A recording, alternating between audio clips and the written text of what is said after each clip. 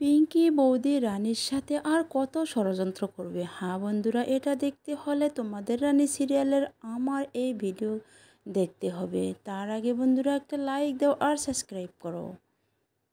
রানী যখন সকাল সকাল উঠে দুনির কাপড় সব ধুয়ে মেলে দিচ্ছিল, তখনই পিঙ্কি বৌদি দেখতে পায়। আর দেখে সেটা পিঙ্কি বৌদি গিয়ে মনে মনে সব ফেলিয়ে দেয় আর কালি লাগিয়ে দেয়। এটা শুক্লা দেখতে পায় যে কাপড়গুলো মাটিতে পড়ে আছে।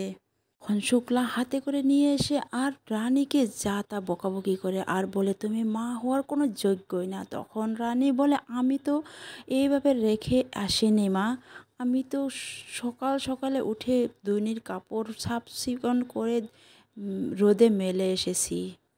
কিন্তু শুক্লা সেটা বিশ্বাসই করছে না। এদিকে পিঙ্কি বৌদি আসে শুক্লাকে ব্রেন ওয়াশ করার জন্যে, কিন্তু রানী বুঝতে পারে যে এটা পিঙ্কি বৌদির কাম। সেই জন্যে রানী মনে মনে বুদ্ধি করে দেবু আর রিতমকে বলে যে, রিতম তুমি এইভাবে পিঙ্কি বৌদিকে সাহায্য করো। এই বলে তারপরে রিতম সাধুর বেশে ঘরে এসে আর পিঙ্কিকে সাহায্য করার জন্য শুক্লাকে কিছু আদেশ দিবে বলে, কিন্তু শুক্লা সাধু বাবাকে দেখেই দৌড়ে যায় আর বলে, সাধু বাবা নিজে আমার বাড়িতে এসেছে, এসো সাধু বাবা এসো আমার বাড়িতে এসো।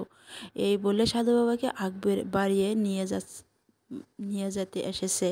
হ্যাঁ বন্ধুরা, এইবার কি তাহলে রিতম কি সাধু সেজে পিঙ্কিকে সাহায্য করতে পারবে? দেখতে থাকুন তোমাদের রানী সিরিয়ালের নেক্সট এপিসোড।